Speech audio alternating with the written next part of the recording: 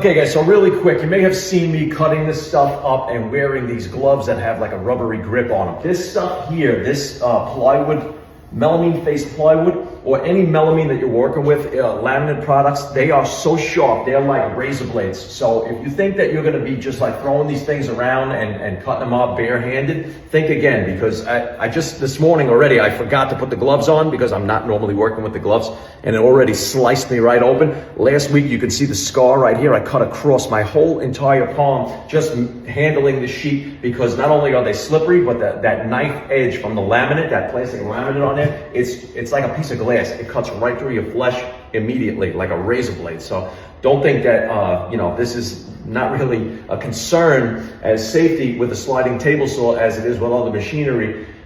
With the sliding table saw, as you've seen, when I was cutting, my hands are completely away from any part of the blade whatsoever. So it definitely decreases the dangers of wearing gloves when you're working with a sliding table saw. You still have to be, very cognizant of where your hands are and make sure that you're not putting them anywhere near the blade. But anyway, this is another part of the closet system I'm working on for a client. I marked all the edges here. After I fit the shelves, now I know that's where I have to band them. It's a lot easier when you're working with plywood that's like a pre-finished plywood, where you can see the grain of the wood so that you know your grain is going to be running down and across the side. When you're working with the melamine faced plywood like this, you don't see any grain. So what you have to do is make sure that you don't get turned around, and if your shelf is deeper than it is wide, if you don't have a perfect square, and make sure after you put it in for the fitment, you mark the edge that's going to get seen where you're going to put the edge banding. Otherwise, you're going to be edge banding the wrong side of your shelf, and then if you go to turn it, it's not going to fit, and then you're going to have a problem. You're going to have to remake the piece.